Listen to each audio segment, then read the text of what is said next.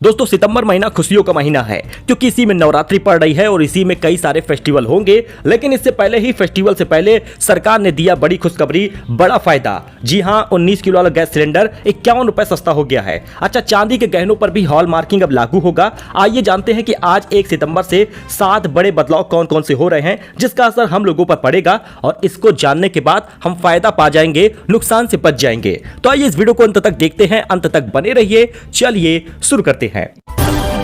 सितंबर में 7 बड़े बदलाव हो रहे हैं जो सीधे आपसे जुड़े हैं। आज से 19 किलो वाला कॉमर्शियल गैस सिलेंडर 51.5 रुपए सस्ता हो गया है। और सोने के बाद अब सरकार चांदी के गहनों पर भी हॉल मार्किंग 1 सितंबर से लागू कर दी है।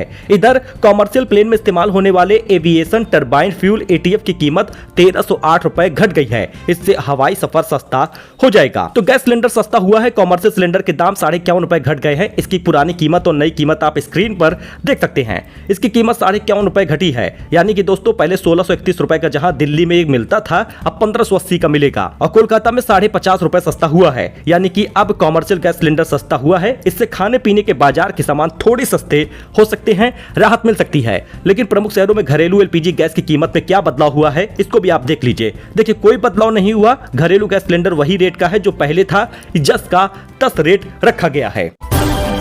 वही सिल्वर ज्वेलरी में हॉल मार्किंग जरूरी होगा। चांदी के गहनों के लिए 6 शुद्धता ग्रेड तय किया गया है। भारतीय मानक ब्यूरो BIS ने घोषणा की है कि सोने की तरह ही 1 सितंबर से चांदी के गहनों को हॉल मार्किंग किया जाएगा। यह गुणवत्ता नियंत्रण में एक बड़ा कदम होगा। स्वैच्छिक लागू करना है। 1 सितंबर से चांदी के गहनों की हॉल मार्किंग स्वैच्छिक होगी, जैसे कि पहले सोने के लिए स्वैच्छिक लागू किया गया था। शुद्धता की ग्रेड आप देख लीजिए। BIS ने चांदी के गहनों के लिए 6 शुद्धता ग्रेड तय किया है। 900, 800, 835, 925, 970 और 990। हॉल मार्किंग प्रक्रिया हर गहने को एक 6 अंकीय HUID मिलेगा, जो इसकी प्रामाणिकता और शुद्धता को दर्शाएगा। कंज्यूमर प्रोटेक्शन की बात कर ले तो ग्राहक BIS केयर ऐप के वेरीफाई HUID फीचर का इस्तेमाल करके हॉलमार्क किए गए गहनों की प्रामाणिकता की जांच कर पाएगा।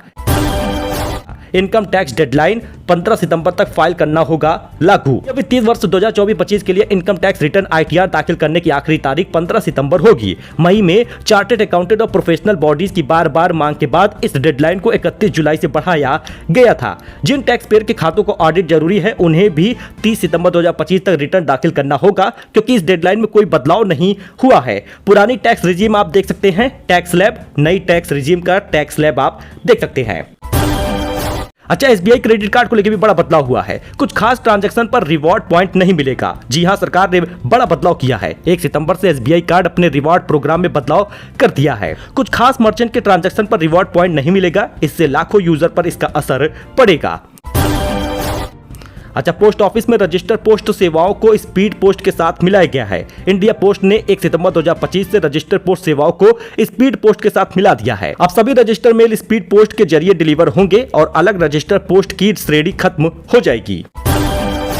वही यूनाइटेड पेंशन स्कीम UPS 30 सितंबर तक स्विच करने का आखिरी मौका होगा। NPS के तहत आने वाले केंद्रीय कर्मचारियों के लिए यूनिफाइड पेंशन स्कीम में UPS चुनने की आखिरी तारीख 30 सितंबर है। जून की डेडलाइन थी, लेकिन कम रिस्पांस की वजह से इसे बढ़ाया गया है। UPS एक पेंशन सिस्टम है जो NPS के तहत आने वाले केंद्रीय कर्मचारियों के लिए शुरू किया गया था।